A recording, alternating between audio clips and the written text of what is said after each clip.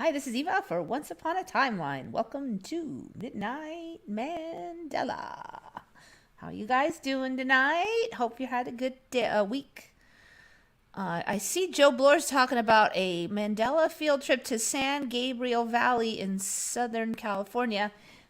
That got my attention. I was kind of reading through. I got like to there, and then I'm like, ew, it's so late. I better just start. But what is in San Gabriel? Now you've got my attention. So please, that's where I know. Remember, the city of Los Angeles was for me in the 80s and 90s. Okay, I got it. I got it. I don't think we're gonna find evidence of the old Los Angeles because I think it just all shifts.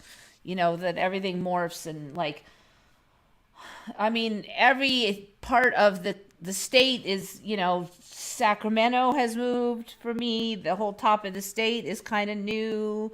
That used to be, for me, San Francisco was really close to the top of the state. Now it's practically in the center. So if there was like residue of all of these cities where they used to be, then there would be residues of cities all over.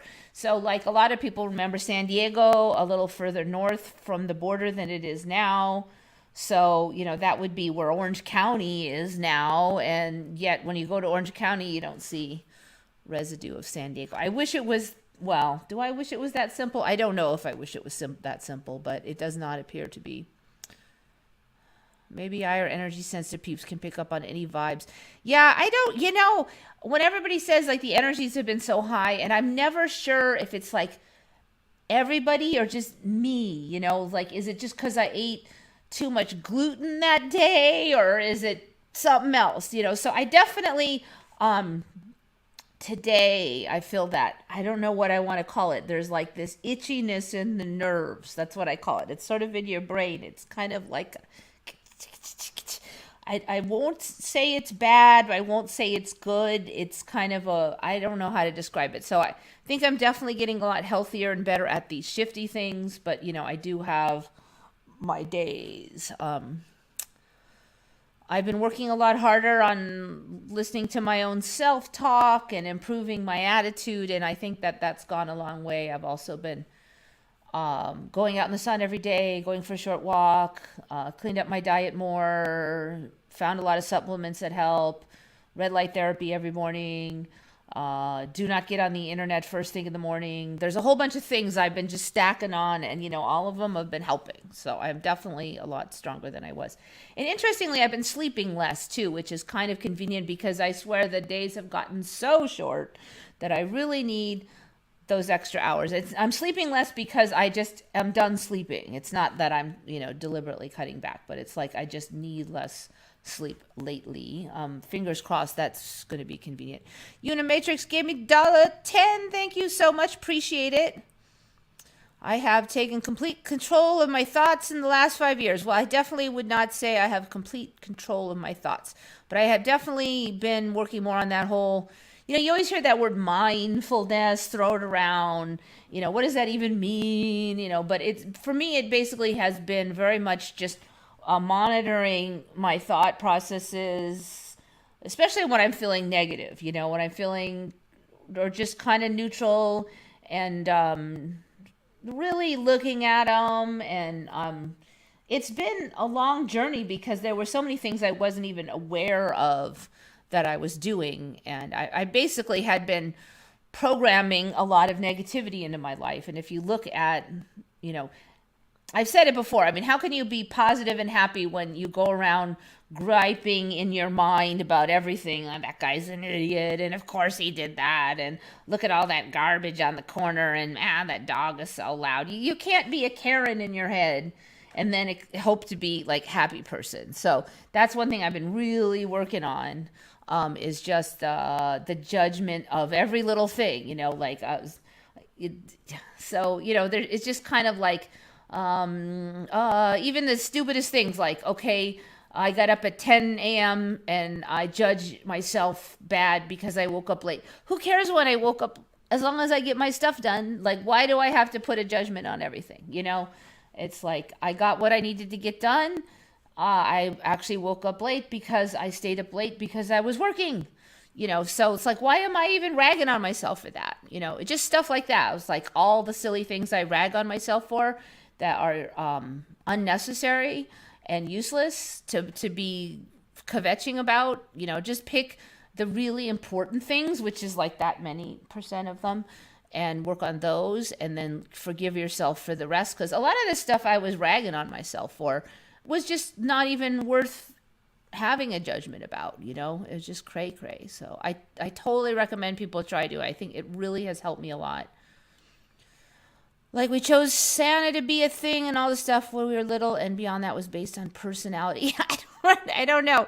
Yeah, the old one timeline or many, I don't know.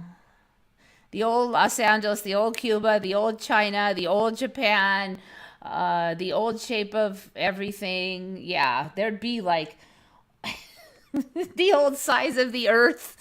It's like it would be almost impossible to have leftovers of all the old locations because they'd be all scrambled on top of each other. Yeah. I also dream a lot more. I have more realistic dreams.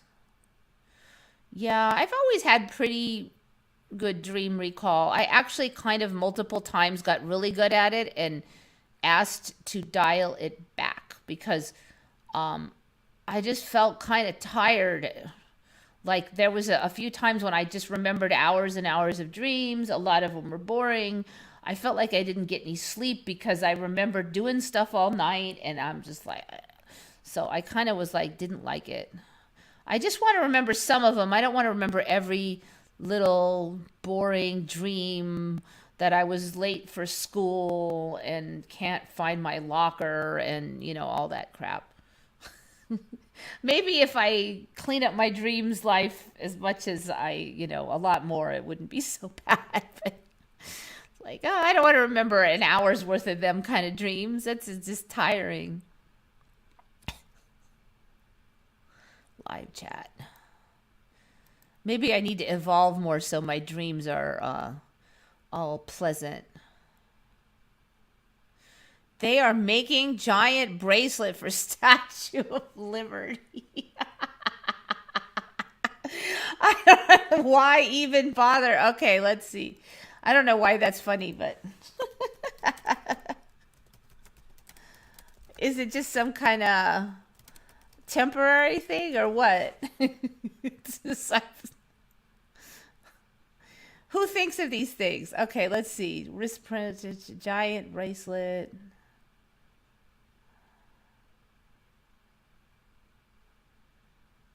A French jeweler created a giant bracelet to be worn by the Statue of Liberty. Seriously? So who gets to decide? Well, I've decided that I'm going to make a giant bracelet. The biggest jewel in the world. The Lady Liberty's new accessories is 40 centimeters in diameter. 40 centimeters? 40 centimeters? That's not, how big is the Lady Liberty's hand? 40 centimeters. Wait. Somewhere around here.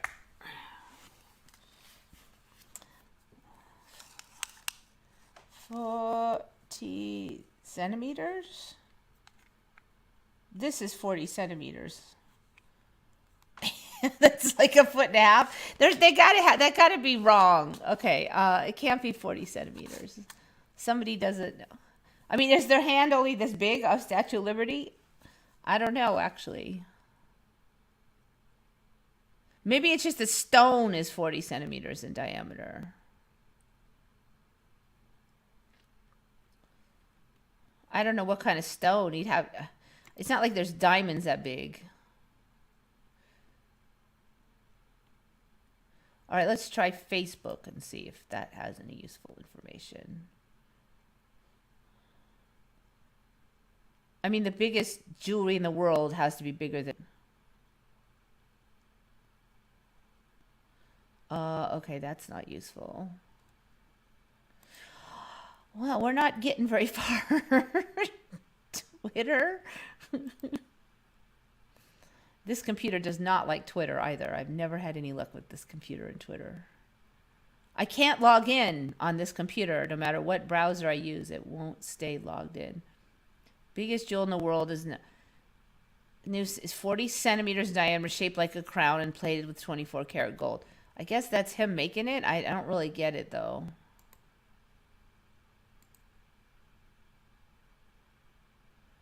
Okay, so the jewel is going to be shaped like a crown.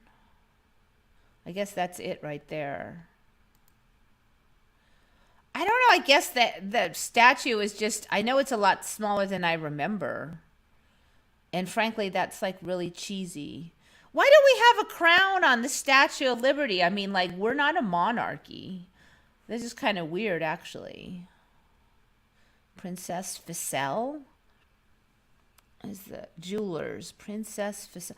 Okay, so it's shaped like a crown because that's their company logo. Who gives them the right to just put together a jewelry and slap it on public property anyways? It's kind of weird. Okay, anyways, all right, let me see what you guys are up to. I got another 220 from Unimatrix. Thank you, appreciate it. I dream I can't remember my combination. Yes, I get that one too. I'm late. I can't remember more of my classes. I can't find my locker. I can't remember my combo. I realized I haven't gone to class for like 3 months and there's a test. I didn't do my homework. That's one of my least favorite but very common dreams. Unimatrix $1.10, thank you, or Canadian dollar, whatever those are. They sold the statue to Americans. They're now providing accessories. Yeah, I don't know if I call it a horror dream. I call it like a tension dream because I'm not horrified, but it's not a fun dream, you know, but you don't want to be like experiencing that all night. I mean, I have other dreams. I have some really neat dreams and some that I just don't understand that are just bizarre, like weird energy moved or something. I have dreams that are just like scenery and those kind of things too. So there's a big range. Yeah, so those school dreams, I guess, are pretty common. There's of course the dream. There's people who interpreted them and stuff, but.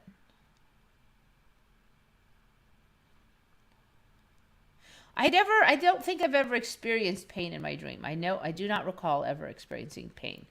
And not much actual physical sensation. But I have experienced taste. I remember I've eaten food and it tasted really good.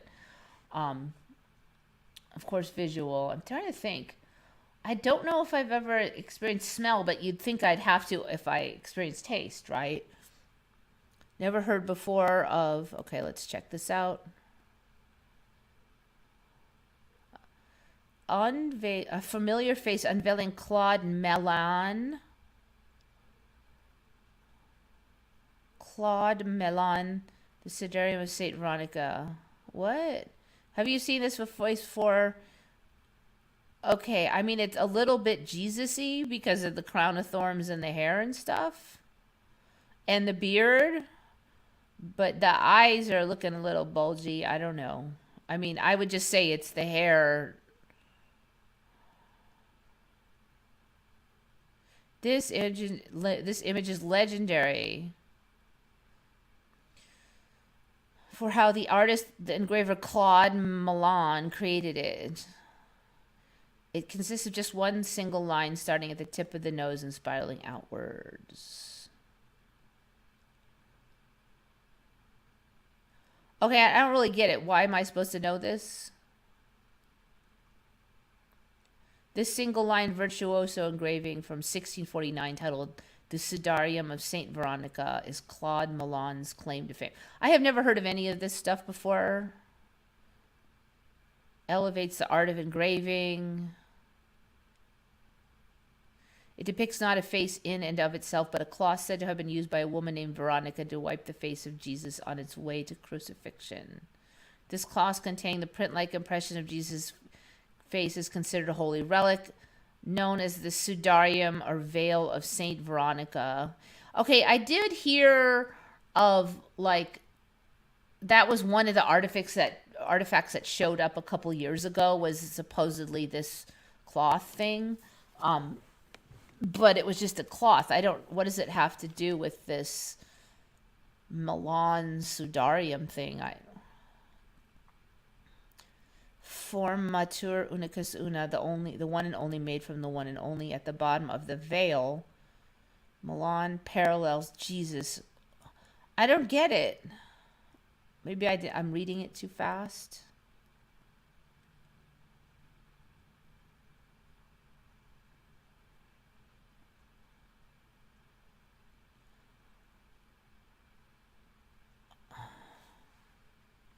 Yeah, I've never seen any of this stuff before. Due to its fame, oh god. I don't know. I feel like this is always like I landed on an alien planet and everybody's like, well, everybody knows about Claude Milan, the famous blah, blah, blah. And I'm like, well, what? I have no idea what you're talking about. An impression of this print was purchased by the National Gallery of Canada. The Sudarium, joined by only 2 other engravings from the artist's output of more than 400 works. Yeah, no, I haven't seen any of this before. It's not bad work. I have to say, I've certainly seen more stupid looking stuff that being popular than this. At least the body are, they're drawn with the muscles, and it looks hard to draw. It looks like real body shapes, and it looks difficult. And I have to say, I've definitely seen uglier paintings and stuff.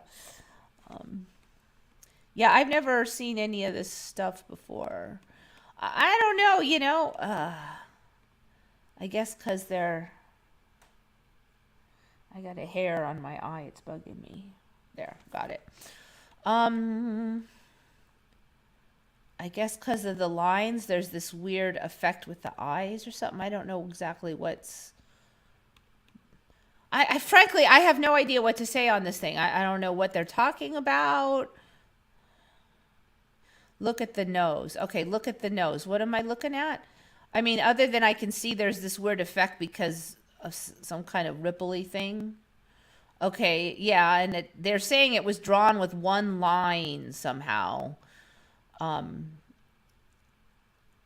But yet I can see that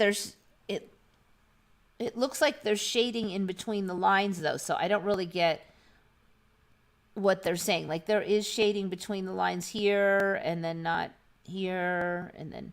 So, I don't know. All right. Maybe, is this going to explain it? I don't get it.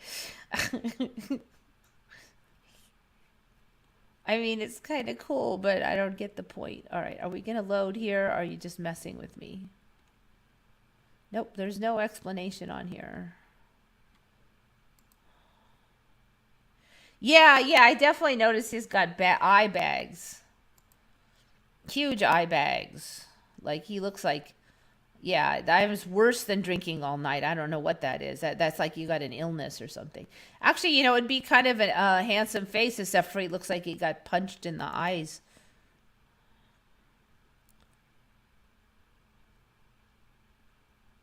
I remember this lady gives Jesus Christ a cloth to clean his face with, and then the image of Jesus Christ appeared on it? What?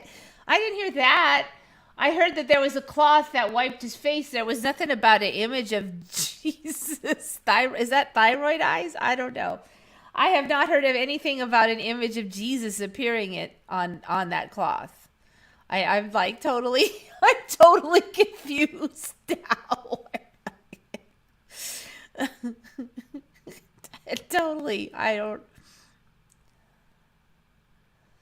didn't know drugs or medicine can cause hyper-realistic dreams. Drugs or medicine can influence you into that, but I don't think that's it, because I don't have any real medicine. I vitamins, amino acids, and I have, so no. And I've always had some really hyper realistic dreams, and I've long been able to lucid dream Not like every night, but I for a while I could do it pretty much every night because I was all into it. The more attention you give to it, the easier it gets.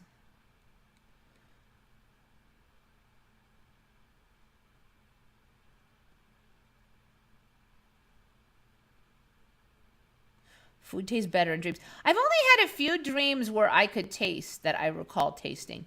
But when those dreams, it was like really good. I remember one was pizza. It was the best pizza I've ever had.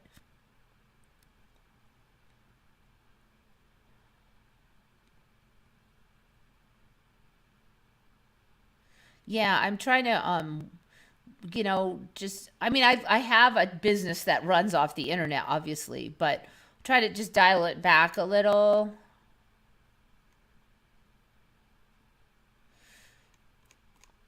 Like I used to just get up and then get on the internet, so I'm like, now I get up, I'm gonna do my walk, do some cleaning in the house, do some projects, may or may not get on the internet before I go to work.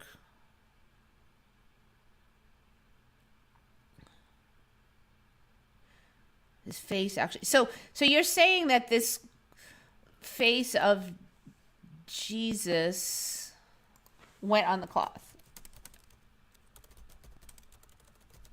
appeared on the cloth, because this is the first I'm hearing of this thing.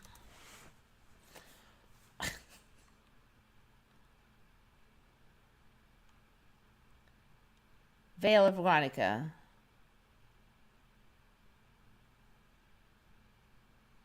All right, because I've heard of the Shroud of Turin,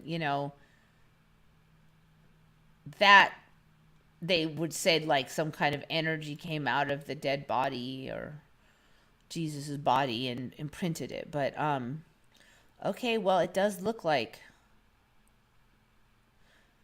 also known as vernicle and often simply the Veronica, is a Christian relic consisting of a piece of cloth said to bear an image of the holy face of Jesus produced by other than human means. No, I've never heard of that. There was only the Shroud of Turin. That was it. No, so this it's like the Shroud of Turin has like made a little puppy offspring. That's hilarious. No, there was none. Veil of Veronica, huh?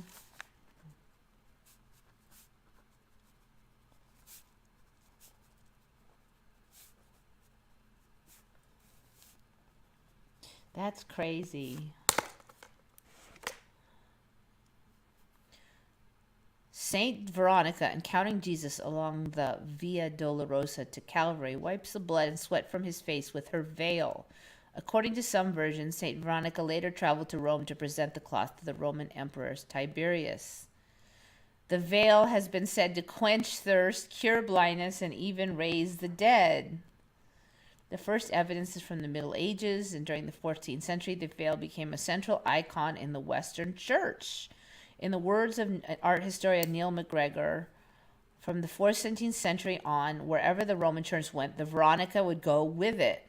The act of Saint Veronica wiping the face of Jesus with her veil is celebrated in the sixth station of the cross in many Anglican, Catholic, and Western Orthodox churches. I have not heard of this Jesus face thing. This is crazy.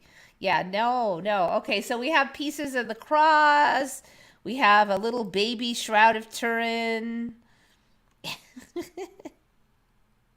Yeah, that's new on me. Did anybody go to Brian Staveley Huntington Beach meetup this past weekend? I actually didn't even hear of it, so obviously not. I mean, I don't. His shows are really long. They're even longer than mine, and they're just a lot of I don't know, just a lot of trash talking, and it's just not my deal. The trash talking is not my deal, so I don't watch a lot of his shows for that reason. This explains how the drawing was made. It does a better job than me. I think the Mandela made it. Oh, that's, or talking about not that Veronica thing. Is called called one single trait, and indeed, what from distance resembles an ordinary drawing near a curved image created with the help of a single line that twists in a spiral. All the details of the face and transitions of light and shadow are created by thickening this line. Okay, so they thicken it. Okay. Still, I'm looking right at this, and it is very clear to me that it's not just a thickening. There is definitely, like, I'm looking at the nose right here. I see a black line, and next to the black line, it is clearly shaded. The line doesn't just thicken and thin. This is a horse hockey. There is definitely shading in here that is not thickening of the line. You want to say that, it's just not, it's not true. It's not true. I'm sorry, but no, because, okay, if you have a line, say this is a line, and then you half shade it out here, that's not thickening the line, because if you're thickening the line, the thickening would have to be the same color as the line. So they're just putting shading in. So I say no, that is what they're saying. I'm looking right at it right here. And if you're shading in between the lines, then that's just shading. So I don't understand what they're saying here. This is just, it's not true. I mean, right here, this lip area, it's clearly, you can see the line, and the shading is about half tone of the line. So, I don't get it. Like, the words on this piece of paper that it's created by thickening of the lines is just not true by what I'm looking at right there.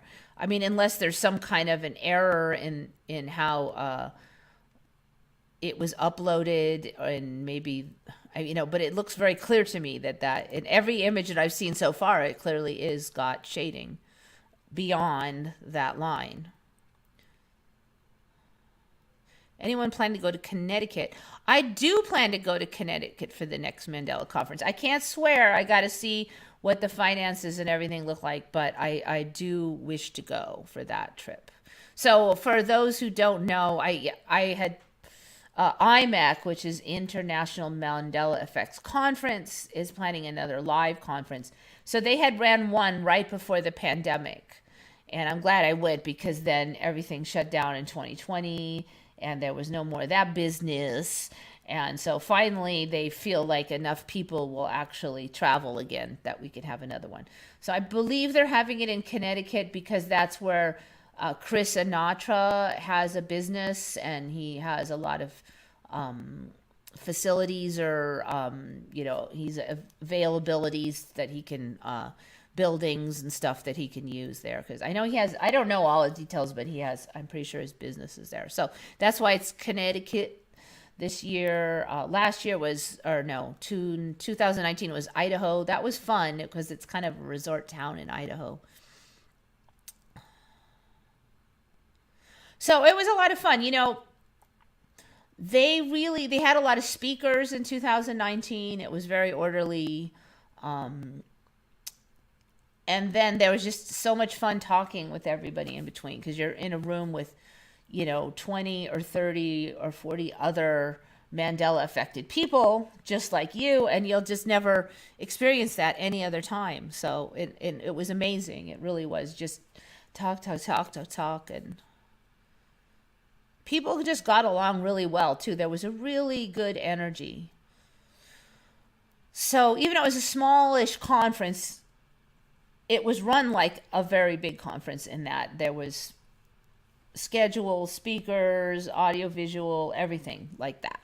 But then it was small enough that it was very cozy, that we all kind of got to know each other. So that was really fun. I found some old artwork, and it's a thickening of some black substance, almost like velvet, on old canvas, I think from the 18th century. Huh. Now, I don't know about that one. And the vial tube of Jesus's blood. Did we have a vial tube of Jesus's blood last week? I don't remember there being a tube of Jesus's blood. What in the heck, man? I don't remember any of this. We have a...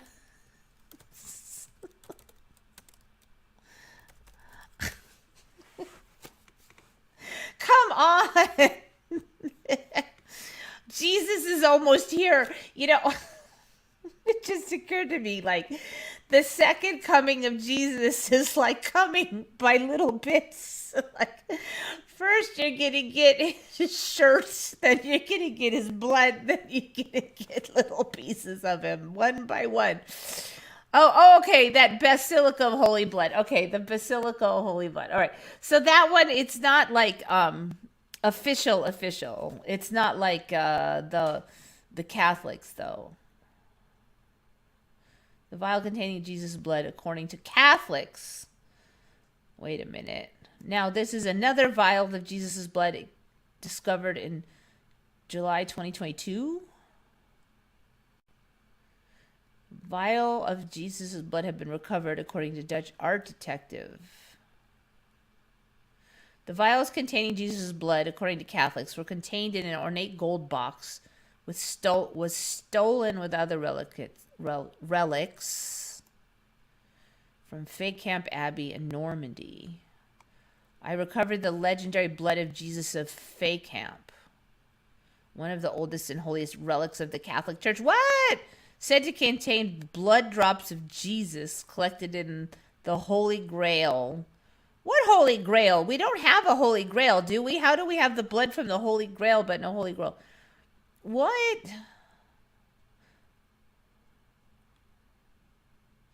Okay, so this is that same abbey again. Okay, so the Catholics do accept this then. All right, so this is how this got out again. So do we have a Holy Grail? We don't have a Holy Grail yet, right? We have blood from the Holy Grail, but no Holy Grail.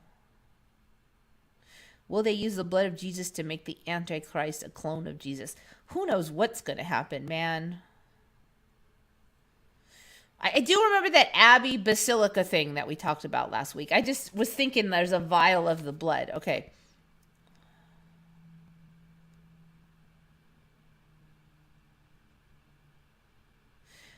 Reminds me of the Deep Space Nine episode where they make the clone of the Klingon guy. Yes, I know what I know the one you're talking about. Yeah. Though, like, if you clone somebody, then their DNA, it's going to be them, right? If they're really a good person, will the clone be able to be bad? I don't know. Will there be the same, like, kind of, or does it matter what kind of soul or entity goes into that body? Or is there going to be some kind of requirement of similarity due to the DNA and the overall energy of the DNA and all that? I mean, how does all that work? I don't know. Unimatrix gave me another 220. Thank you very much. Appreciate it. Chancellor Gowron. Yeah, that's the name from the show. Simba, remember who you are. Yeah, I don't know. So I don't know. It's all a crazy movie, and there's always more weird plot twists, and that's life. That's become my theory on things, my theory of everything. It's all a crazy movie. Okay, so there's that thing. That one gets me, though, because they're sitting there saying it's made from one line. With my own eyeballs, I am looking right at it and going, there is definitely shading between these lines, and it is not it is so obvious that it is not just the thickening of the lines, and it is not an optical illusion. So they're basically just, unless the only thing I could think of is if when they were copying the image, it didn't get copied, like the copy machine itself got confused and added that shading. That's the only thing I can explain, because I'm looking right at it and I can see it. Okay,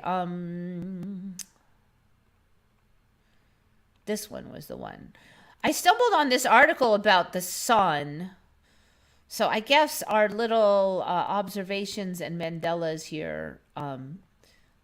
Did I have this on? I don't remember if I have, but it says basically scientists know the sun has not changed color and stop staring at it. And this is like typically so obnoxious of these kind of articles. On Tuesday, a tweet from a writer named Jackie Devoy, a woman bravely making an observation, went viral. To her, the sun has lost some of its shine. It's some of its shine, though it's extra shiny. It has not lost. Is less yellow and more white, less round and more ovular. I have never see. This is interesting because it seems to me like they're contaminating our storyline. First of all, it's got more shine, not less shine. It is not less round and more. What the heck is ovular? Ovular? Is that even a word? Ovular. I have never heard the word ovular. Ovular. Is that like oval? Ovular. Over relating to an ovum. Yeah.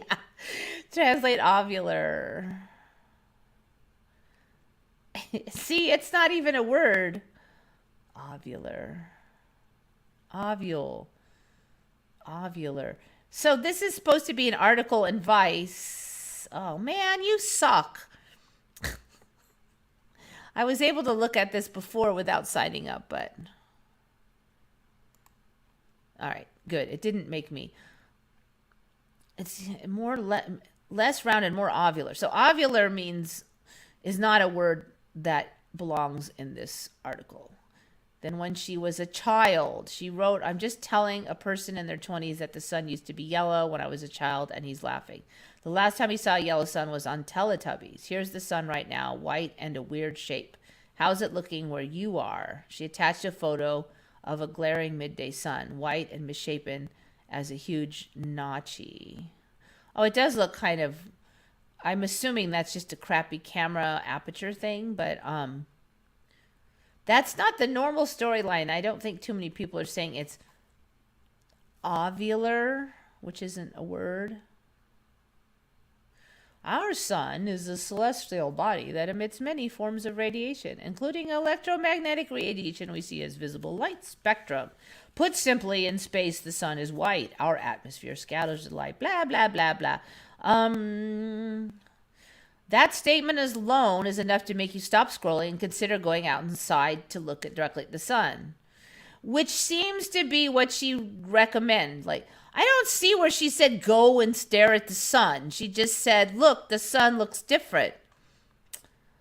How is it where you are? So she's saying, how's the sun look? Apparently now has been straw man argumented into her telling you to go glare at the sun.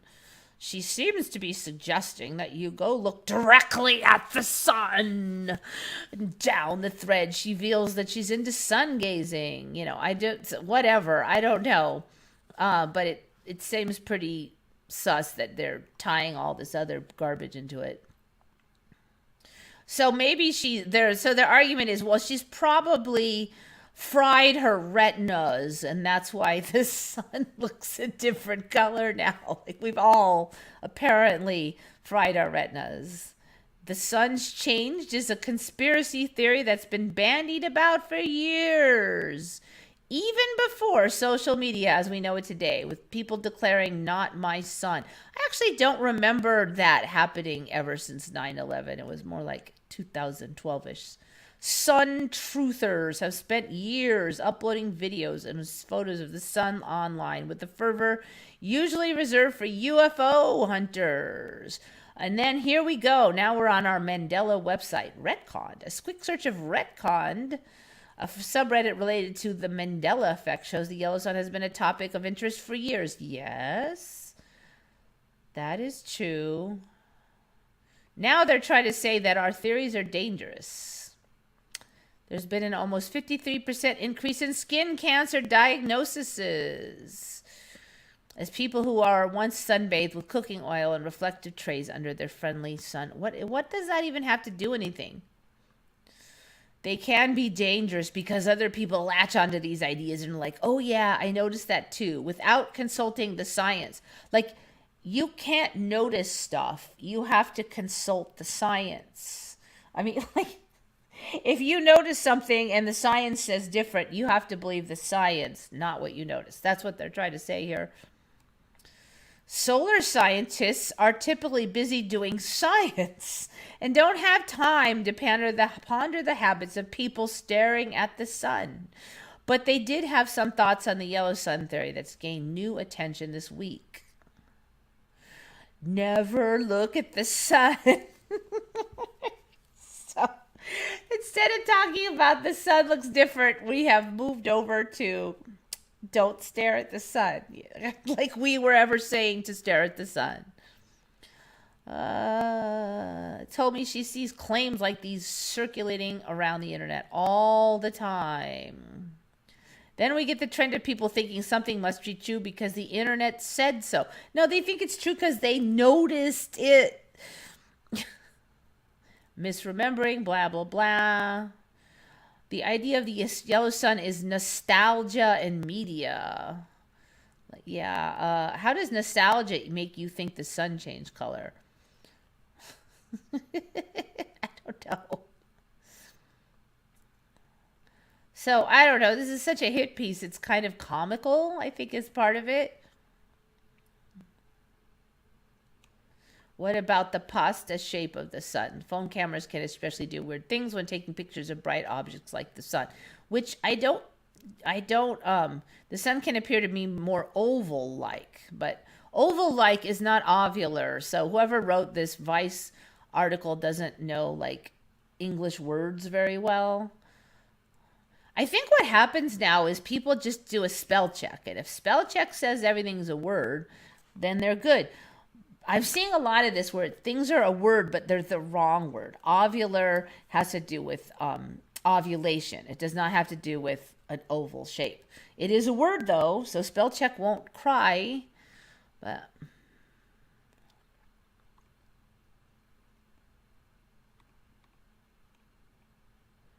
a lot of people have an odd relationship with the sun that dates back to ancient times. It's an obsession that one might argue humans still carry.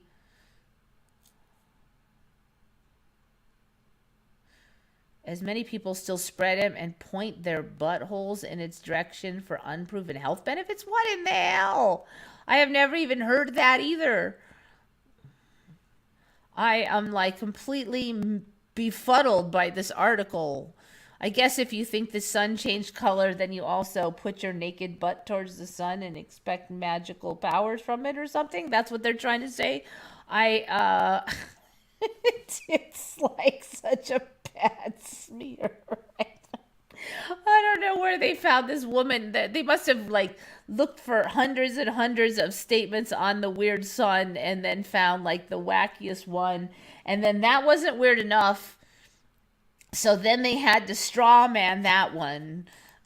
The sun started turning white in 93, 94. You know, I really actually shouldn't have been so blatant about that one because I'm actually not sure. I am not sure when it started changing on that one. That one was sneaky.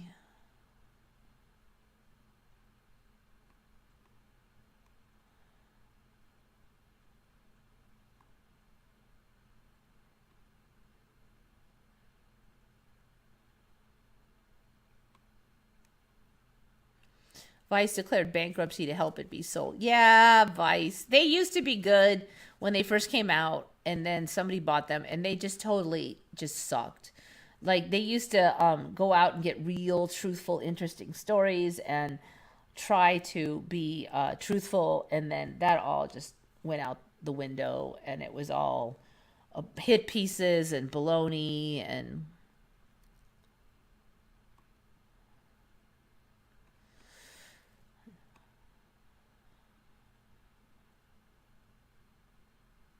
Oh, yeah, you're right. You know, it does seem like it's not as obnoxious. There was definitely years when I was like, I can't look at it.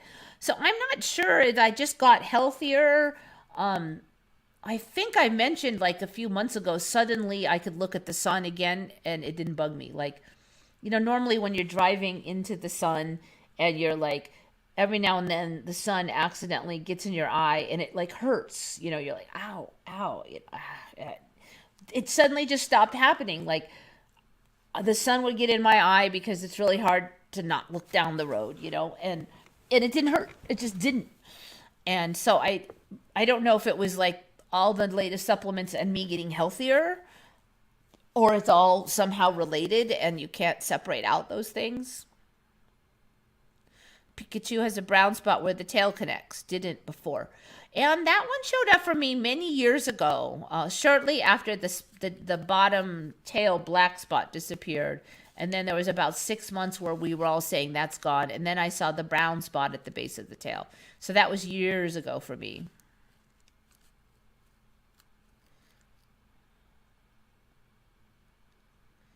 Have you ever heard of the white coffee? The white coffee? No, I have not heard of white coffee. Do you think Asian dust storms are what cause the sun to turn white? No, I just think that everything's different now. So I don't think it's that personally. I mean, we didn't have we didn't have Asian dust storms going all the way across the world back in my old timeline either. So that's basically a Mandela too. But white coffee, we have white chocolate. Now we have white coffee. Gavalia coffee, French roasted. What is white coffee? The definition guide for 2023. Well, unless it can taste like not like coffee, I probably won't like it because I don't care for coffee. A lot of headlines across the coffee community in recent times is the term white coffee. Even casual coffee drinkers have probably heard the phrase white coffee in recent times. Nope, never heard of it. But granted, I'm not a coffee drinker. What is it? White coffee has nothing to do with flat white or any other coffee drinks. It's all about the coffee beans, especially light roast. White coffee can also be referred as light coffee. All right, so there's a white bean there. White coffee first appeared in Yemen. So what, they're going to say it's ancient now. Rather than being roasted at 450 to 480 degrees, the white coffee beans are roasted at just 325 degrees. Pulled before the first crack. It produces a distinct coffee vibe. So what? It just doesn't... Green beans, drying, light roast, cinnamon, dark roast. Okay, so what? It's just not cooked very much. Then they use a special grinder because the beans are hard.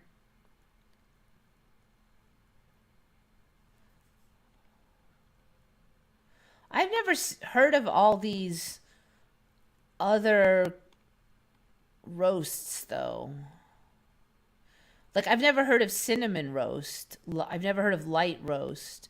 I've heard of dark roasted.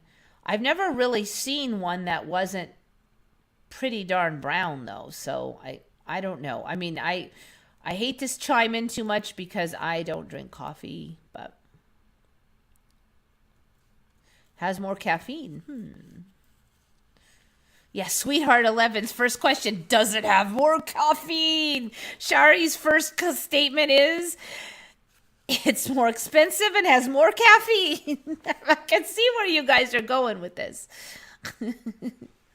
Maybe blue-skinned, blue-blooded people are next. Well, yeah, no, we have the blue-blooded people because they have that weird thing where they don't have enough oxygen. So then it does show as blue skin because the blood's blue. So we basically have that now. We do have that.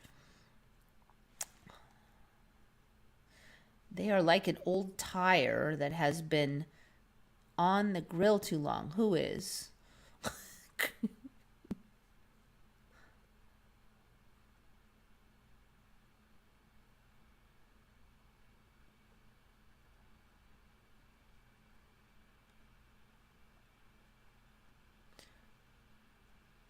Right, who is this person? Are we getting trolled? Because if so, let me know. I just haven't been watching enough to know if everybody's just having good fun or if there's trolling.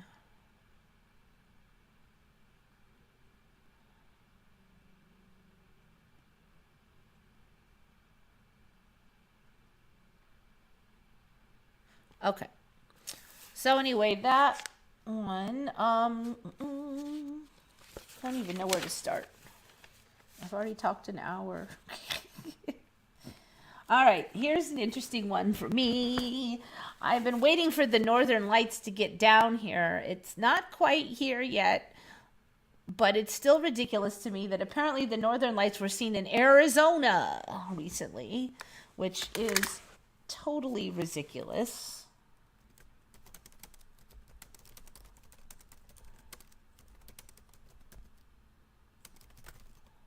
Experts predict years of awesome aurora viewing. Now, I'm not super young, surprise, in case you didn't know. I have been through solar maximums, a few of them, and there was never like massive tons of solar viewing in Arizona and stuff back then. No, there wasn't. No, there wasn't. All right, hopefully you'll let me look at this. But now they're saying in late April, for example, a stunning aurora display was seen as far south as Arkansas in the south and Arizona in the west. They saw the Northern Lights in Arizona. That's ridiculous. It's almost to the equator now. So why the uptick in aurora sightings? You're in luck.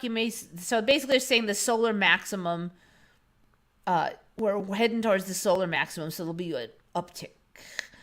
But no, this is cray. There was no Arizona. I'm waiting to see it. I'm like I always thought someday I'm gonna go and see the Northern Lights, but now I think someday the Northern Lights are gonna go over here and see me. I don't have to go to them. They're coming. Northern Lights expected Thursday night in the U.S. Here's where and when to see the aurora. Blah blah blah. And the ones further north have gotten so bright, and there's so many more patterns. And this one was in Washington. We didn't even see them in the whole United States back then. Best shots of the Northern Lights. I mean, look at how bright that is. That's crazy.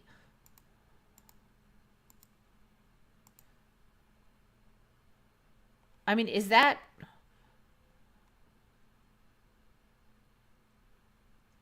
I don't get it. I mean, that looks like just the sun. Are they trying to say that, like, look, there's blue sky, so... See, I've never seen it red like that. I mean, isn't that just sunrise?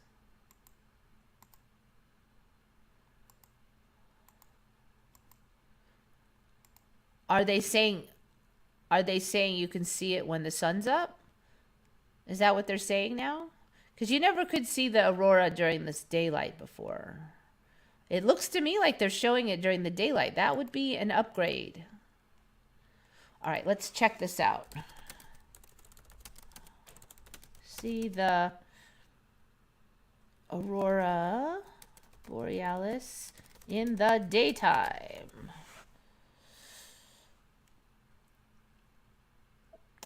Now that I think of it, I think that has to be en route.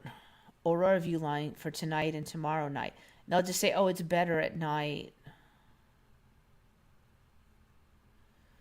How to see auroras caused by rare backwards what? Backwards sunspots? All right, now I'm really... Rare backwards sunspot. Okay, I'm not going to read all that, but... Daytime view of Northern Lights. In the past, you had to be a night owl to view the Northern Lights. Prepare to brave long hours in the cold dark. A new instrument. Okay. A new instrument allows you to see the entire aurora, even when it's part of it's obscured by sunlight. The entire aurora, even when part of it is obscured by sunlight. So they're not saying sunlight obscures all of it, only part of it. And this instrument lets you see the rest. This sentence very strongly hints that you could see some aurora in the daylight. Until now, the best views were to be had at night.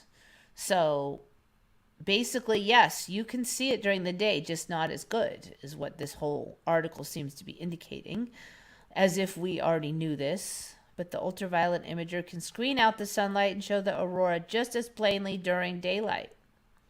All right, so I was not imagining things. You can see the aurora in the daylight now, which kind of makes sense because it's so bright. All right, I'm putting that in there.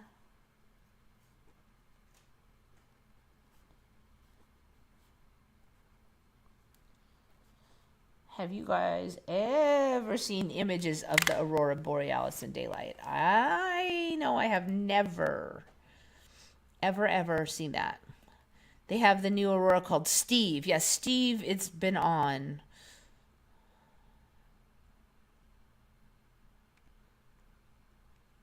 Moneybags covered that recently. What, daylight auroras or Cheshire Crescents? Cheshire Crescents, we had those on years ago. I think those have been around years now, these Cheshire Crescent moons. Trolling is for her.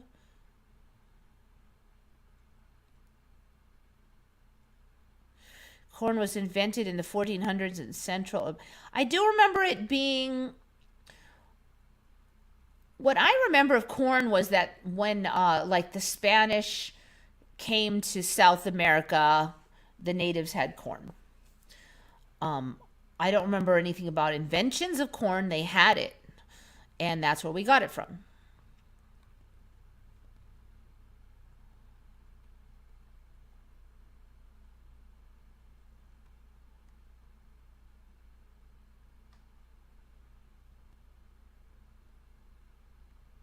Europe and Middle East had no corn. I know Europe didn't. I don't recall Middle East having it either.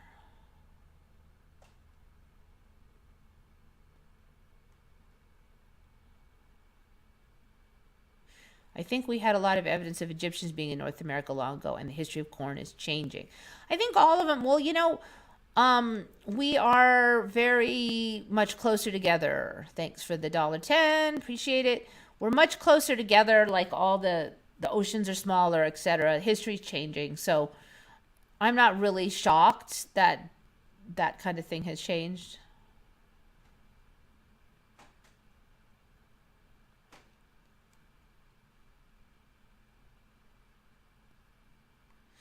Okay, so we got trolled northern lights in the daytime in Arizona.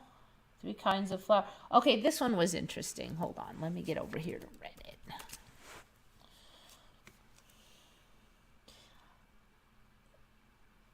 There's so many ways that these things show up, and it just kind of makes me laugh because there's so many that I didn't think of. Like, I just never thought of this being a new timeline thing. But then when I see it, I'm like, but of course, because we need more color, apparently, more variety and all this stuff. And one way to get that is to stick everything on the same plant, okay? So I'm just laughing, but apparently this is all one plant. Okay, so you see that there's this kind of flower. Hopefully you can see that. There's this flower here, this flower, and this flower. There's like 3 kinds of flower on this plant. And this one might be like that one, but you could see that these are just different than that one, and that one all look like a different flower, okay? And it's not that this one is going to like grow a center and turn into that. No, there's 3 different flowers on this one vine, and it's not grafted. And there's not multiple plants growing in the same pot. This apparently is known for doing this. Clematis will do this now, and several other vines also will.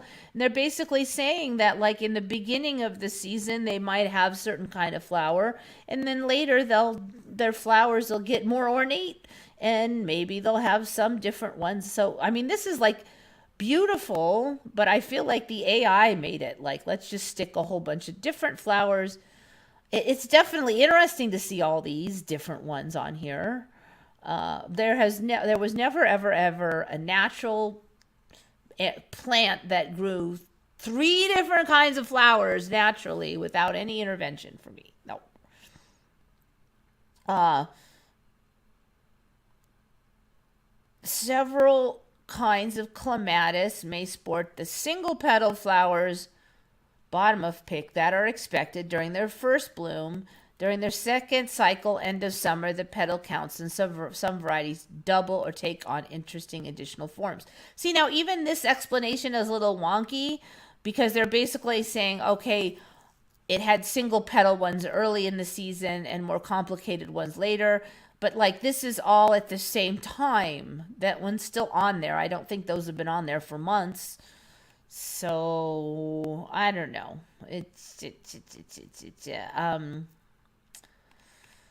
This is absolutely beautiful looking plant. I don't know if they went and cut off all the dead ones or what, but you know, there's a few right there, I guess. But that is just striking and like really awesome. Check out the tree of 40 fruit. Okay, so if that's the one I remember, they grafted that though. They went and you can graft on branches of other trees. Okay, so that was artificially produced by humans. This clematis, though, does this naturally. It is not a grafting. It is not a Franken plant that we glued together. So clematis, it's kind of a somewhat well-known vine, Clematis. When I was looking into it, there was a couple other vines that were known to do that. Stay tuned. I'm sure we're going to get more. This is just getting started.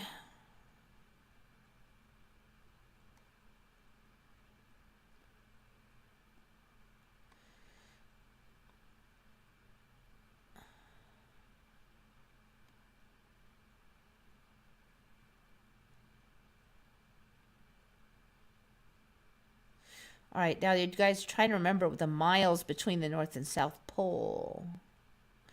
2015, it was 10,000. Alas, I had never checked that. I am not very good at remembering numbers, so I tend to just not be really useful there most of the time. I do believe it must be smaller, though. I think that the Earth is definitely smaller, which makes sense with the time going. It makes a weird kind of sense that the time is also going faster. I swear the last few weeks have really been hauling, though. It's even faster.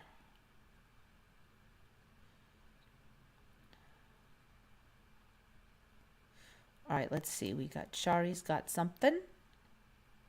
Mysterious massive moon metal discovered under lunar South Pole. NASA wants to send astronauts in 5 years to check out the area. They may want to bring metal detectors. Something metallic buried beneath the moon's south pole. It could be like a giant asteroid or something. No, it's not a lost lunar Atlantis built by ancient aliens. A lost lunar Atlantis? Are they just trying to... But most likely the remnant of a colossal collision that formed the largest crater in the solar system.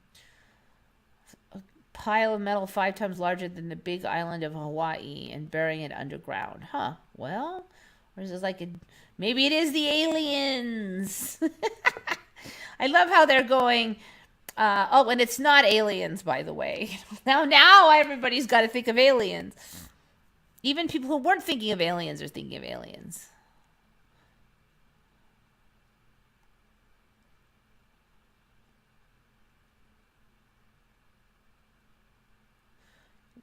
At this moment, what is the distance between the North and South Pole? All right, you guys can check it because I don't know.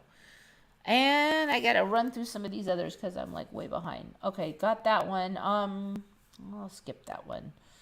I'll come back to that one. Okay, this one is from... Oh, the one that was the flowers, that one was found by Palin. Good find. Palin, she's like one of my online chit-chat people that I knew from way back. Long before the Mandela land. I think the only one I really knew long before the Mandela, who sees Mandelas, has always seen stuff like Mandelas, kind of like Mandelas, and is totally into the Mandela. She was there before us, but before I knew the name of it.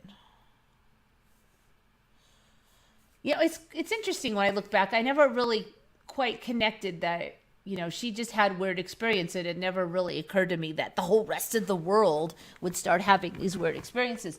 But she was talking about this in like the 90s, that she would have this memory of something, and then like some people in her work would have the same memory as her, and the other half of work would swear it would never happen, but there would actually be evidence to support the other side. So she knew that there wasn't like half of them lying, because they would have evidence that, and they clearly believed that they were right. And so she always said, time or reality is kind of floppy for her. And so now I guess it's floppy for everybody. All right, this one I almost used. You know what? Let me just talk about Discount Tire really quick, because there is a Discount Tire, like really. Discount Tire is like a tire place, sells tires, vehicle tires. And there's one really, really close to my work. So basically, I drive by Discount Tire every day. I go to work, which is pretty much every day of the week. And today I drove there for some short amounts of work before this, and I immediately went, well, what? The logo has changed. Now, weirdly, when I tried to look up Discount Tire Logopedia, here we go. It didn't come up. Discount Tire didn't come up, but when I typed in their search function, it did come up. So that's that's something I'm going to have to remember to do in the future, is to just go straight to their search function. All right, so since 1960 to now,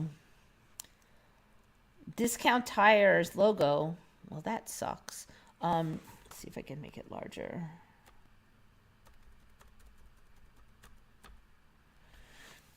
Basically, the letters now go, they're like, they're all uneven like that. Like it's all, like the road is uneven. I don't know what they're trying to say. They're like, it's all scrambly, like the font letters don't line up.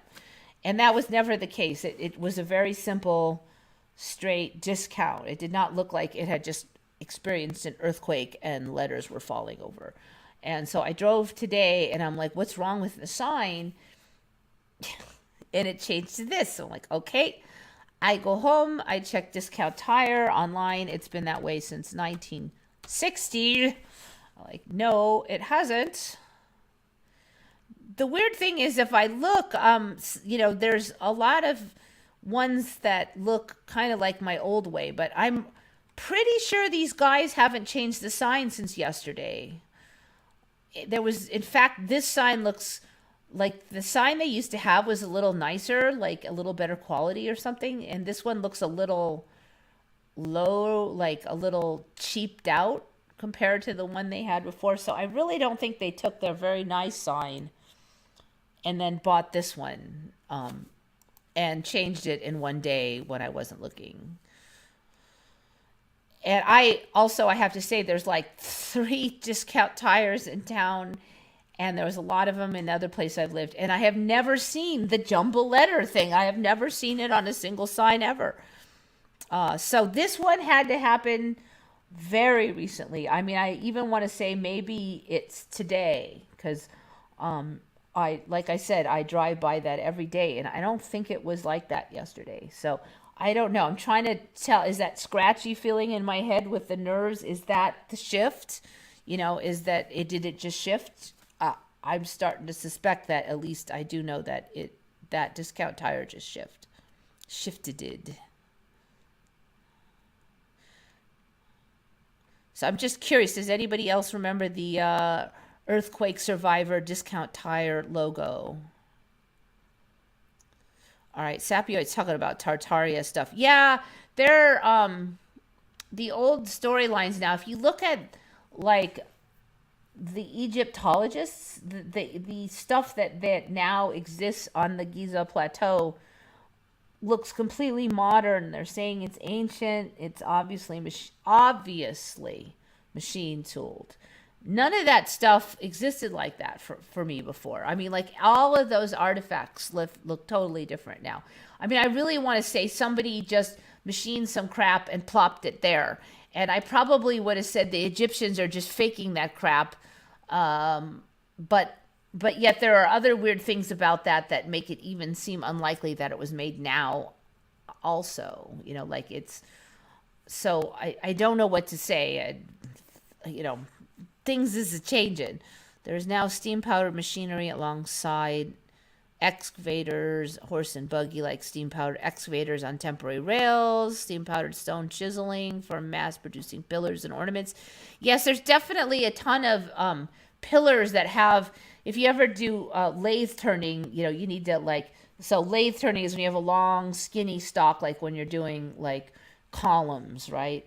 And you'll stick the stock on a lathe and you have to hold it on there on both ends. So there's usually like a hole on each end, like a peg hole that you peg the thing to the lathe and then it spins and then you can. So they're like the huge massive columns in Egypt now have peg holes underneath. So when they fall over, you can see like there was on the world's largest lathe. Now there is really no reason to have peg holes on anything unless it was on a lathe. But like what kind of lathe is like turns 2-story high columns or something, And also a lot of the columns now look like they were like pieces that were turned on the lathe and then stacked too. So that's another thing that was not the case before. So yeah, they have, and geopolymer too. Yes, I do think there's a ton of evidence for geopolymer as well. The Russians are talking more and more about Tartaria. Yep, all backwards in time. I have a clock by my bed. It's almost 50 years old, belonging to my grandparents, and it still works. Old world magic. I assume you wind it, though, right?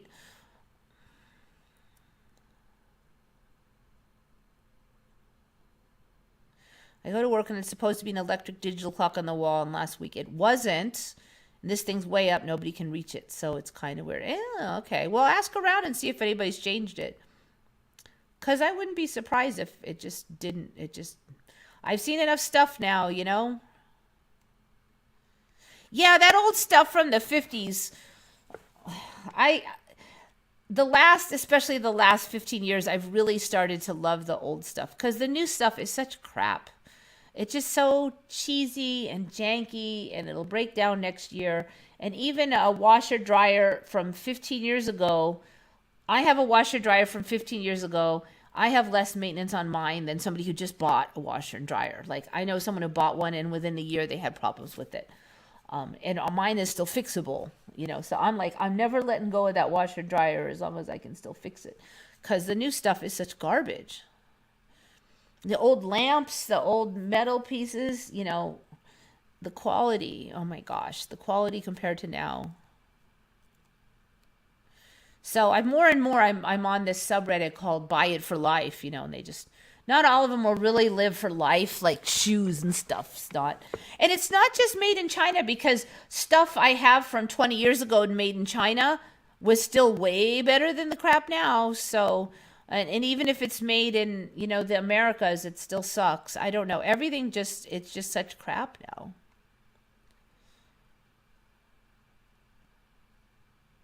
I found a steampunk coloring book on the side of the road and thought, uh-oh, it's going to be a thing. No, on the Last Call of Oswald. I've never heard of the Last Call of Oswald. Yeah, so, got to look at the trends. There was this huge steampunk trend. Everybody was dressing steampunk and all this. And then steampunk has shown in the reality. So really watch the trends because there's... Somehow it's, all the bunch of animals showed up right after that. What's that? Those Pokemon things. And they had the Pokemon video game where you would do the real life hunting. Then we get all these weird animals and a bunch of them look like Pokemons, So really watch those trends, because those trends are like driving reality. All right, I don't want to play too much video. What's going on with this? Lee Harvey Oswald's final phone call.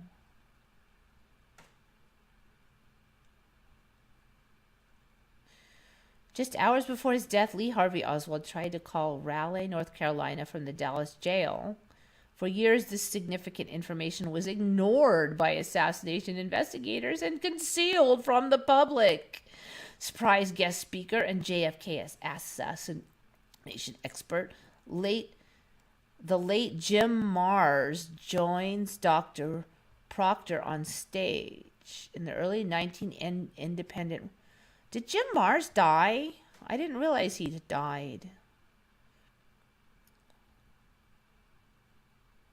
In the early 1980s, Dr. Grover Proctor broke new ground on Oswald's attempted call.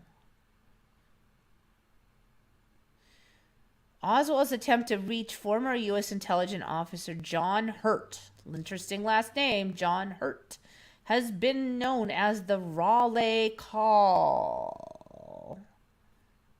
That's interesting. I think that is very suspicious that there was all these experts never heard of it. Somehow people wouldn't be talking about that at all until suddenly now.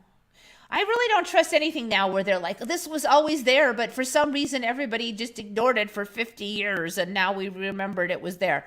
No, I don't trust those anymore.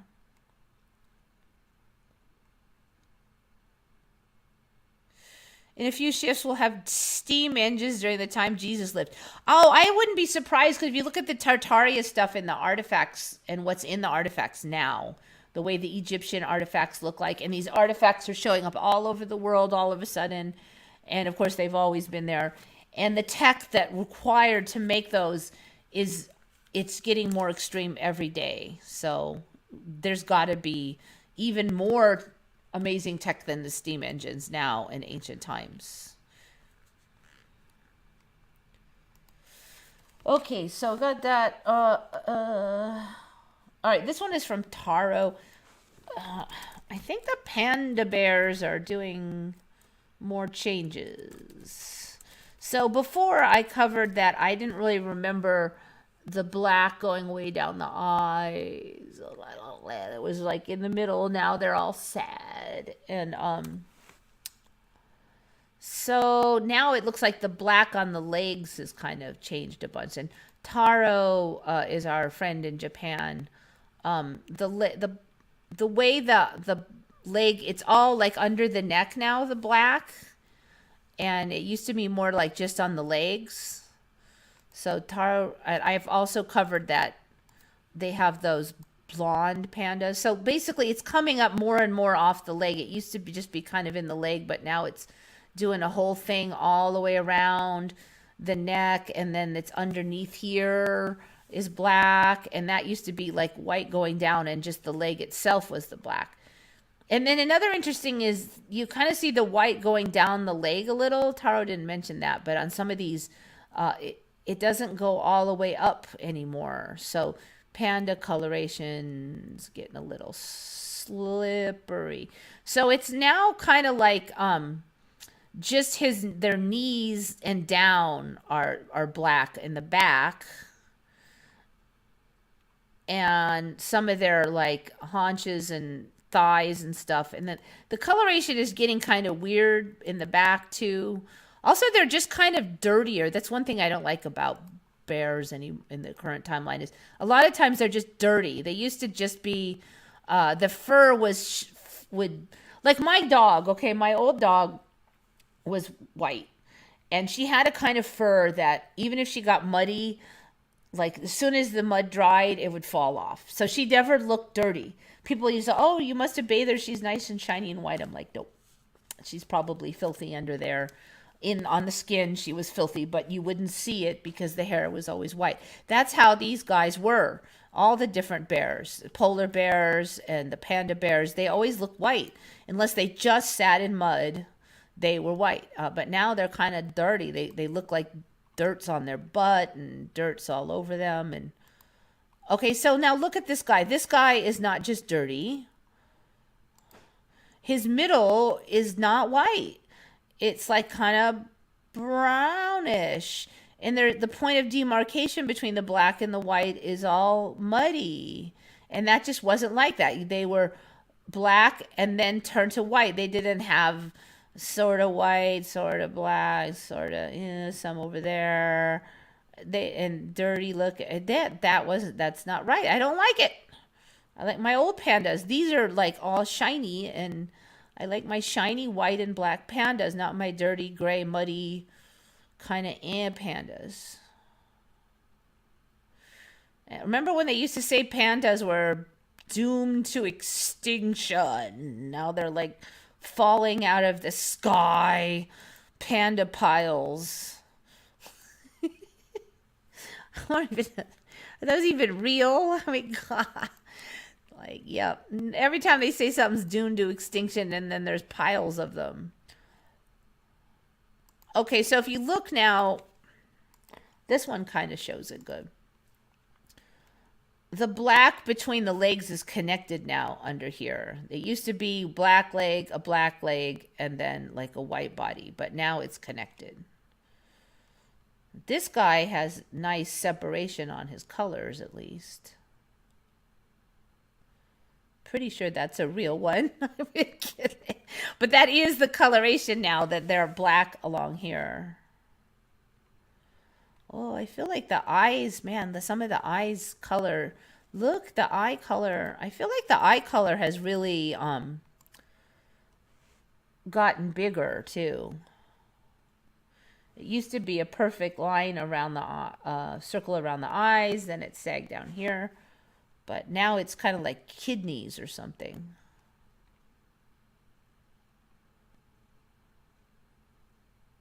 Yeah, it looks like it's come down lower even than last time I looked. Doink. Look at how deep it is. Okay, so conveniently, well, we'll cover this one. Here's another example of the dirty guy. See how it just kind of fades out here? It just didn't used to do that. It used to be a nice sharp line. But now it's kind of... Now, I don't know if it's growing and it's going to grow along the back, and that's part of the Mandela or scam, the coloration scam that we're under right now. But the other one... this one was from Taro, and this other one is also from Taro. I think I covered this, but I'm not sure if it was to this extent before. So I covered before that these are the red pandas, which originally didn't exist. And when they first showed up, they were red with a little bit of striping on the tail. But since then, the face turned pretty white. You can see it here. The ears have turned more white, so they're getting more cray-cray. But last time I covered that the legs were getting black, but now we see that the stomach is black too. So this used to be a red panda, but now it's like only 50% red because it's white and black and everything else in the universe. So that's another Mandela, that the black has spread up to the stomach on these guys. And when I had said that some of them, they're showing a white-ish face, it looks like that's really settled in. The ears have gotten very light. You could see well, I'll actually do an actual search on red panda here.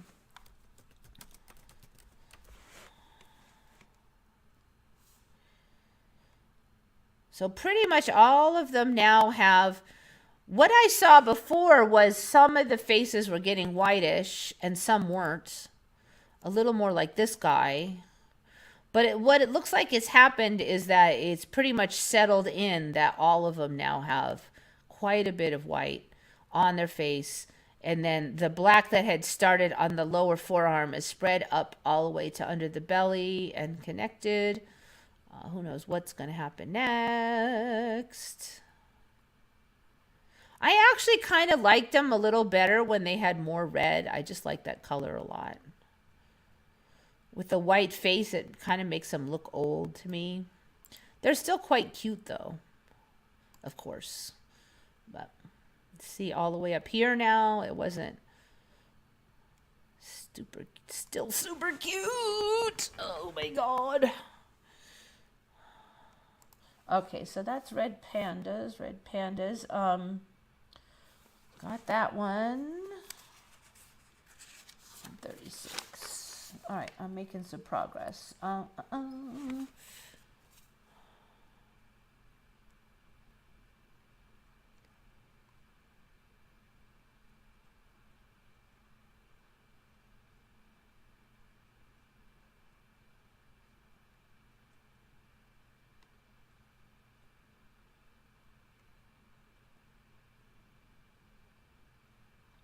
It looks kind of, yeah, I don't know. They used to just look so shiny and white and pristine, and now they're looking a little dingy. Yeah, and the polar bears are looking dingy. Polar bears for me used to just be a sparkling white like the snow. Like 99% of the time they were sparkling white like the snow. Unless they just stepped in mud, which you didn't see because they were always on the ice. But now they aren't always on the ice because the ice went away, and now they're like rolling in fields of flowers in the spring and stuff. So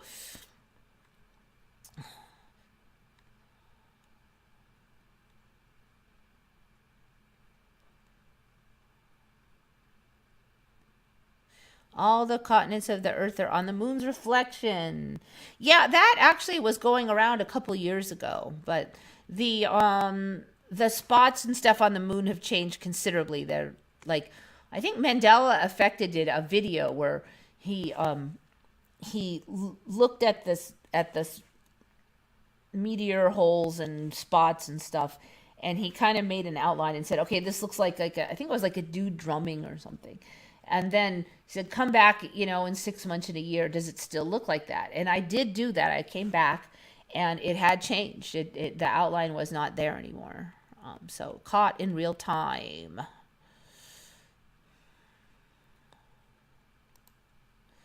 Okay, so we got that. This one was found by Sapioid. I actually thought this was very interesting.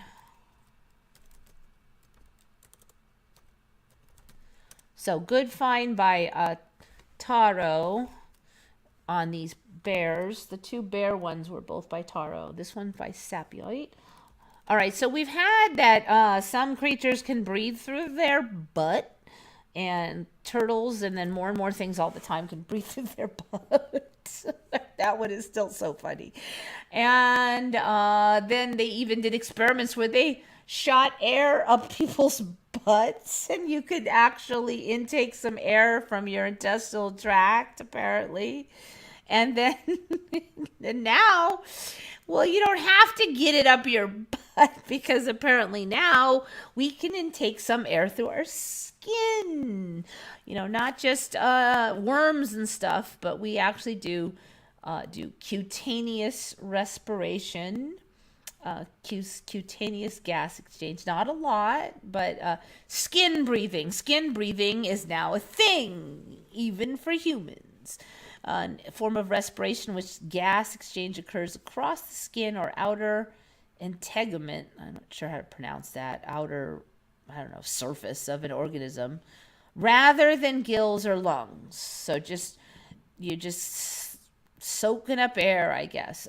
So they say now, first is interesting is that bats, what did they say? Bats can get like 12% of their respiration done via like their wings and stuff, which I thought was really cool. And humans do about 1 or 2%, depending on who you ask. So Sapioid found that if you got like 30 to 50% of your air that way, then you could pretty much survive on your skin air alone. So we're at 2%. So we need 15 more shifts and then we'll be able to breathe through our skin. I don't know where it's going, but mammals are endotherms. We need more air, however small amounts of respiration may occur. Humans and most other mammals, cutaneous respiration counts for only 1 to 2%. But I don't remember it counting for anything because we didn't have cutaneous respiration before. We had the wrong kind of skin. But then again, we couldn't breathe through our intestines back then either. So there you go.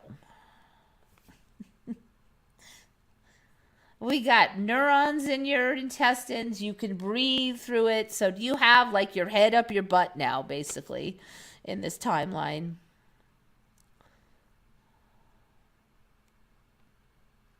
That's also why the tear gas also hurts the skin. I do not recall ever getting tear gassed, so I wouldn't know. But, lots of things hurt your skin that you don't breathe. So humans breathe 2 to 3% through skin nowadays. Okay, I don't know. That was the wiki. I'm sure I would not at all be surprised if it goes up.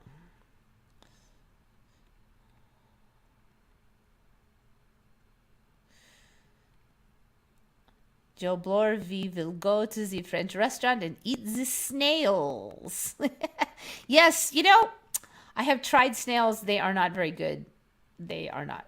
I mean, they're not horrible, but they're low on my list of proteins. Definitely. Maybe I just didn't cook them good. I don't know, but I heard you just cook them in the skillet with butter, and we did that. And we even fed them 3 days on flour or corn to clean them out so they were all fresh. And then, no, they weren't good. And they were the correct kind of snails. Certainly, if I ever was low on protein, I would be eating them. But otherwise, no, thank you. I think by next year, the year after, we'll be able to survive by breathing throughout. I don't know. Maybe eventually. I think something's going on with the sun, though, with us getting more energy from it. And I'll tell you, I'm going out in the sun every day and then doing the red light treatment every day. I do feel a lot better. And I also started taking melatonin in the day, and I'm wondering if I was feeling sleepy during the day and awake at night because I wasn't getting the intracellular melatonin of the daytime from the sun. And at night, your pineal gland makes the melatonin, so it's making it. So all night I had melatonin from the pineal gland maybe, and then the daytime no, or something. I don't know, but melatonin is a really powerful antioxidant, and it's very essential. So I'm like, screw it. I feel energized when I take melatonin, so I just started taking one in the morning. And you would think that might screw up my schedule, but, my schedule was already toast, so can't get any worse. And I actually feel like I'm shifting back a little. I get sleepier a little earlier. I waking up earlier. Though it almost I don't know, it's opposite of the recommended advice, but that extra melatonin in the daytime when I think my pineal gland might not be making the melatonin, and now at least I have this backup melatonin, seems to be helping. Look at the movies real close. How about the scene in John Wick Chapter 2? I don't even know that movie, sorry. Not every restaurant can make good escargot. Yeah, it could be. I don't know. I've never had high-end escargot, so maybe if you cook it. But then, isn't that going to be true of every meat? You can make, like, a really good restaurant can make any meat taste really good. It doesn't mean that the meat itself is very good. It just means that they're very skilled.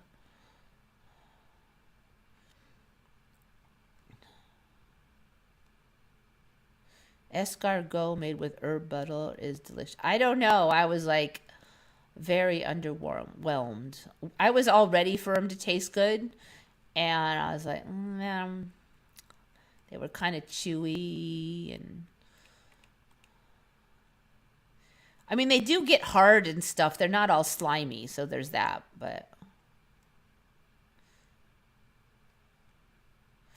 okay, so one more kind of good one.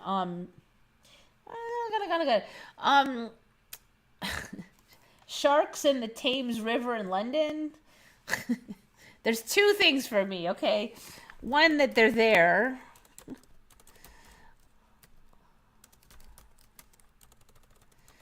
I just kind of find it's interesting that they're like, first they said a few kinds of sharks go up rivers. It was like bull sharks only.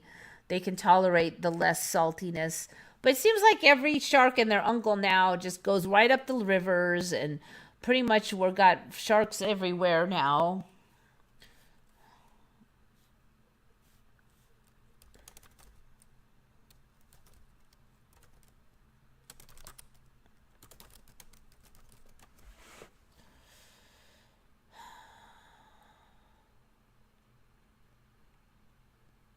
Yeah, I think that's it. Hopefully I can. CNN will let me watch this one again. London's famous river. So a couple things. First of all, so they're calling it the estuaries, but I mean, there's got to be a lot of fresh water. God, look at the eyeball on that shark. It's like cartoon eyes. So way up the river now, they've got seahorses, eels, seals, and venomous sharks. Now, I've covered venomous sharks before, but that's just a Mandela in general. So they're like, oh, well, we cleaned up the Thames, and now we've got all these animals. There was never a bunch of sharks way upriver all the time before. So now they got all of these sharks all in the Thames, and they're kind of unclear how far up it goes, but it sounds like it goes pretty far up. And they have venomous sharks. I mean, that looks like the river. It doesn't look like the ocean. So I guess animals are just getting more and more tolerant of the salinity now, or lack thereof. There's like all kind of jellyfish and stuff in the lakes now.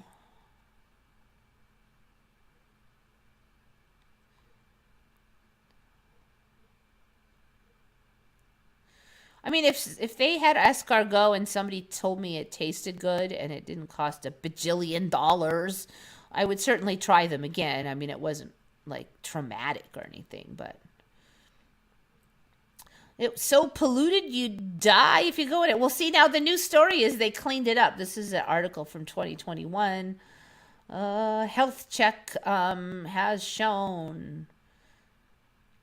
Back in 1957, the capital city's rivers was declared biologically now dead, but now surprising creatures like sharks, including taupe, starry smooth hound, and spur dog, measure 23 inches and covered in venomous spines, have been found.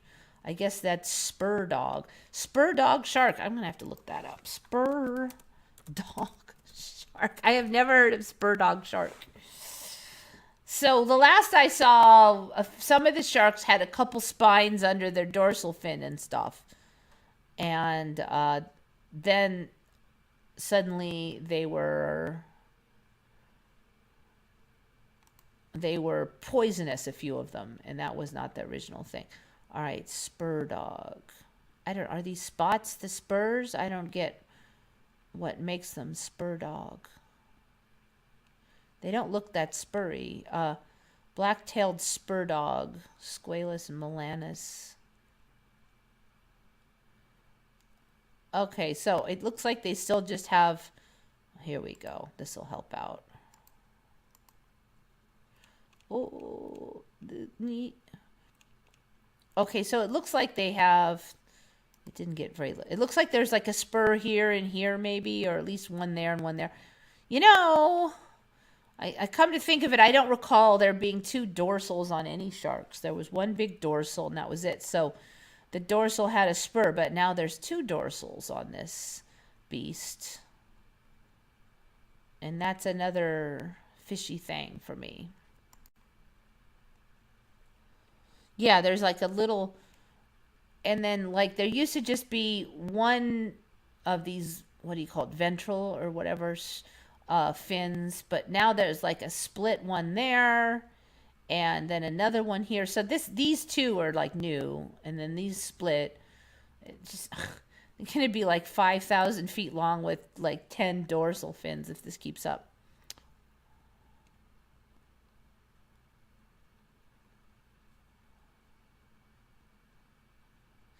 They tried to offer my son clam snot in Fiji. He said it was bitter and as horrible as it sounds. You know, clams aren't that tasty anyways. And how do you cook clam snot? I mean, like, I don't.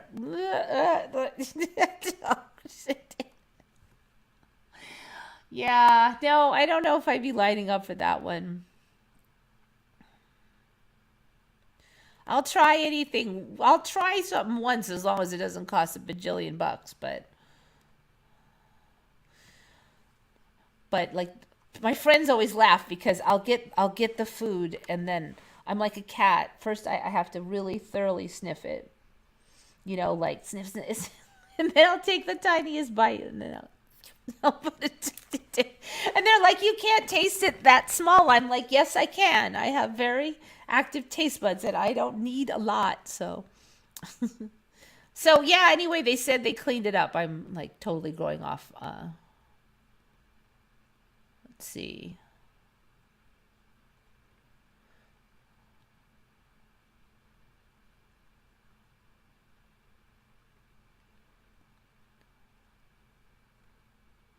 Okay, so they didn't really say they totally cleaned it up. They basically said it's a lot cleaner now, is I guess the story. I don't know.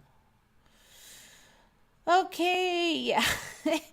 I sniff it because most foods kind of taste like they smell, so it is kind of a warning to me, like what I'm in for. Of course, you could tell if something's off. So as when I cook, I always sniff, especially the meat.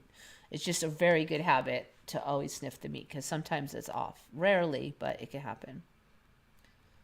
It was a clear substance that dripped out of the clams and you eat it raw. No, thank you.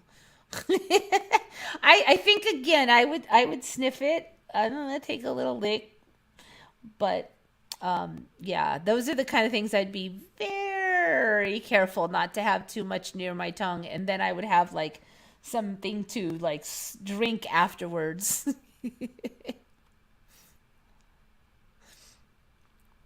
The more scary it smells, then the more I have my backup flavor remover thing lined up behind it. Okay, got that, got that.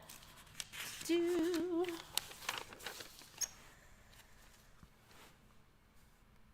got you, got you. Okay, the only one left was this one.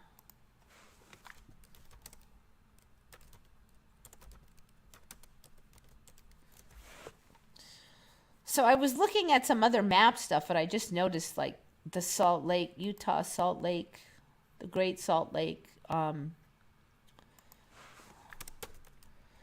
don't know the shape. It's getting like wacky. So here we go.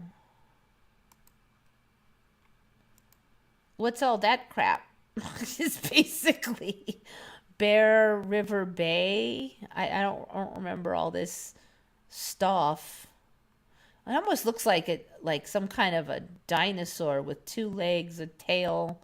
I'm not going to say what that is. A head. I don't know, but I don't remember this stuff over here on this. Um, and overall, it's just huge. This is way. If you look at it on Utah, let's see. It's just getting bigger. Like all the lakes and all the rivers is like bigger, bigger, and bigger.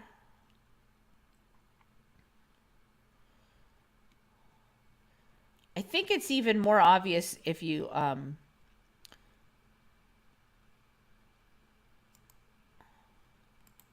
it's like oinking up so much of Utah. And if you just look at it on the map with all of the rest of the states, it's just so much bigger now. And so that's what I noticed is there's this huge like extra piece and it's barely clinging on by a little section there. It's like and I don't remember Utah, the Great Lake having this weird funky shape like that. So that's the last one I believe for me. So yeah, they're saying the Salt Lake is drying up. Like that's again, we see that all the time. They saying a lake is dried up, but yet every time I look in the map, it's bigger. Oh my God, it's almost gone. No, it's bigger. All the lakes are doing that. They're saying they're drying up, but they're bigger. The megalodon has pointy fins coming out of armpits. Huh. Megalodon. It's way off now. It's messed up the airport and the road to City Park. Yeah. I don't know that area well enough, but I do know that I've been looking at geology and the map of the United States since about 2016-ish, since I learned about this stuff. And so I've been seeing this stuff growing. It's ironic because I don't think I know geology so much more now than I ever did, just because I'm looking at it all the time. Well, what's changed now? What's changed now?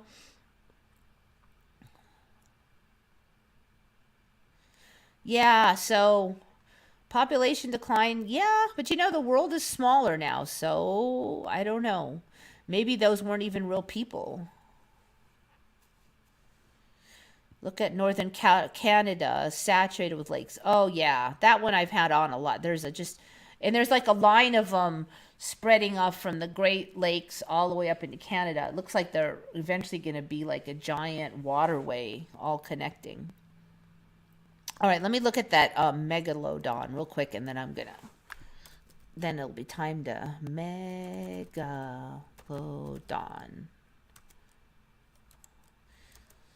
Yeah, those megalodon shark teeth are showing up everywhere. We never had so many of those things. You have to look in. As far as I know, they don't fake them. Let's see. Armpit. What'd you say? They have some kind of armpit spines?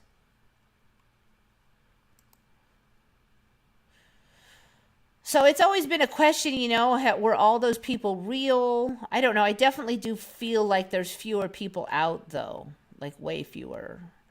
And even in areas that really people aren't doing COVID phobia and they're not out. But then, I went through this long stretch where I didn't like leaving the house that much. Like I used to kind of really want to leave the house every day and I just didn't care anymore. So I wouldn't say I didn't like it, but I just didn't have the drive to go out. And I'm actually getting that back now. That I'm like, I'm just going to go out for a few hours, even if there's not a good reason for it. And maybe because my health is getting better, that's part of it. I don't know. I don't know this. There's a million different images of these things. So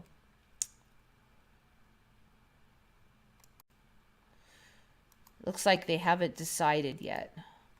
So maybe that's part of it, is that a lot of people I know just become housebound, and I don't know if it's the energies and the shifting and it's too sensitive to be near people. And I've definitely went through phases of my life too that I got so sensitive that I couldn't be near people.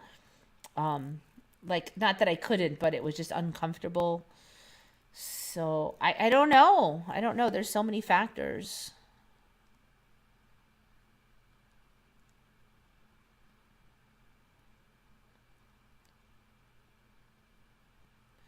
Remember that little yellow one-eyed shark that looked like a cartoon? Not specifically.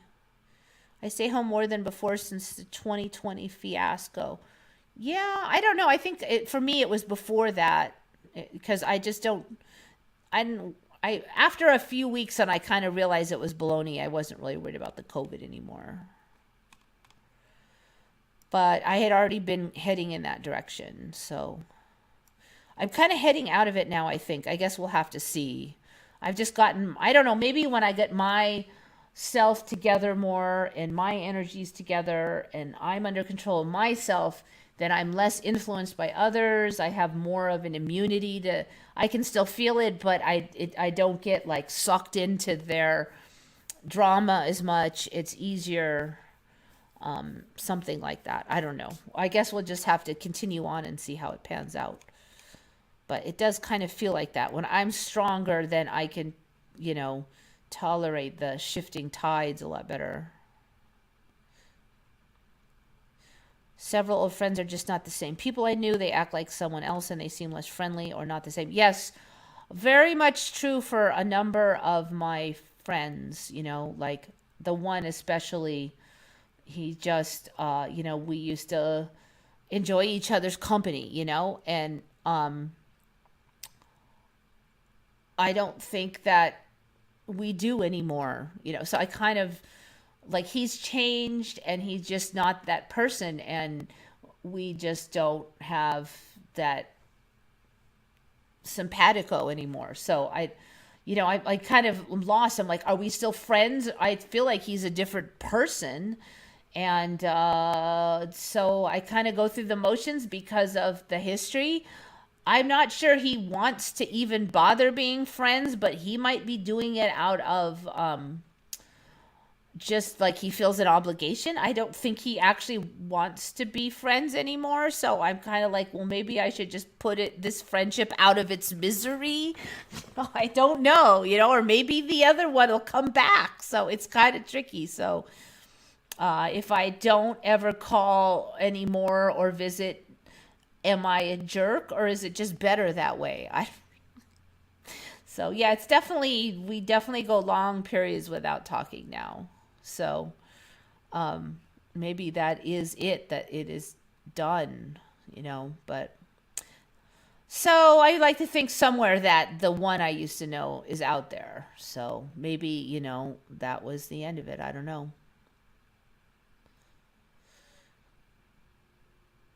Old friends have changed and I'm not keen about having new friends. I don't know. I'm getting more social again and I wouldn't mind making new friends.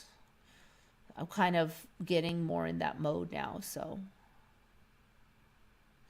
I do think it's harder now. People are just more picky and they're more homebody in general. It's harder and harder to make friends because people on their end are not interested in knowing new people.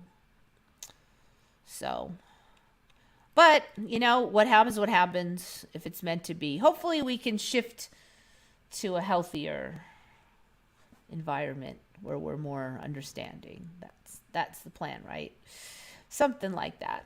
All right, anyway, gotta run. Thank y'all for coming. I did get a lot of really useful Mandelas from you guys, which helped out a lot today. Didn't have to do too much internet hunting. Thanks to y'all's.